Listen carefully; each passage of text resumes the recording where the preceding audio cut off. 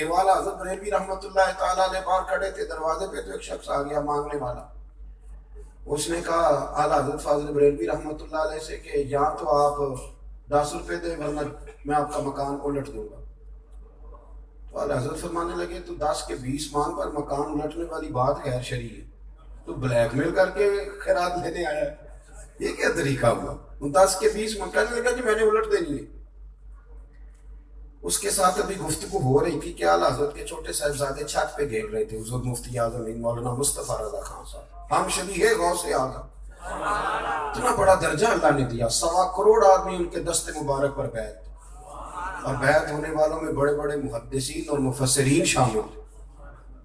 वो छोटे थे, अभी 4-5 साल उम्र थी, तो दूसरे मंजिल के ऊपर वाली छत पे खेल रहे थे। जब कहा ना कि मैं नहीं तुझे पैसे देता, तो शहजादे का पाँव वहां से फिसला और वो अंदर गिर गए। अब दूसरी मंजिल से गिरे हैं और छोटे बच्चे गिरे हैं। फाज़िल बरेलवी रहमतुल्लाह अलैह की वालदा मौजूद थी, कहने लगी अहमद रज़ा तुम्हें कहा तो फकीरों से ना उलझो, देखा ना बच्चा गिर गया है।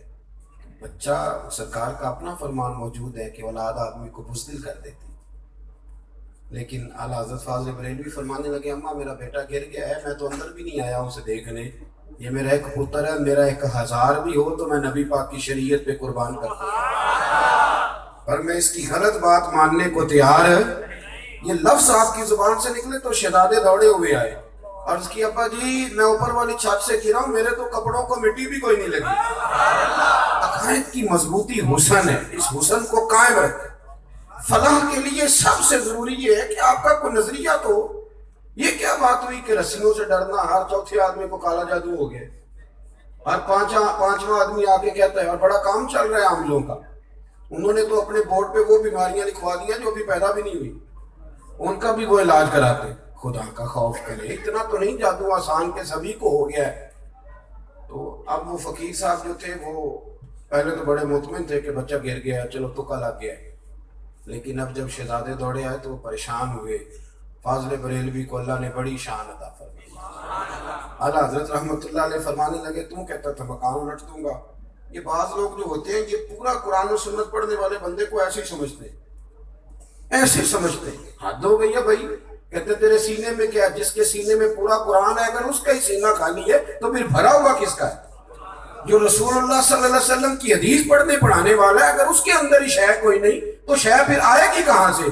सुनो और याद रखना, आला हजरत ने जूता उल्टा पर मैं तू कहता था मकान उलट दूंगा, तेरे अंदर ताकत है तो मेरा जूता सीधा करके दिखा। आए किसेट ते पखड़ा कुआर करना लसी और भी बूटियां जान दे, ये कहना सीधा तेरा पता चले, तेरी फकीरी की समझ आएगा तो कितना बड़ा फकीर है। उसने पूरा जोर लगाया पर जूता सीधा कर सका। कैसे आकाओं का बंदा हूँ रजा, बोल बाले मेरी सरकारों।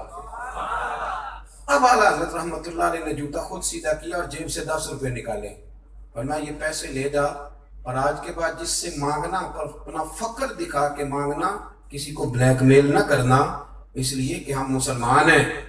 हमारा सबसे पहला भरोसा अपने रब की जात।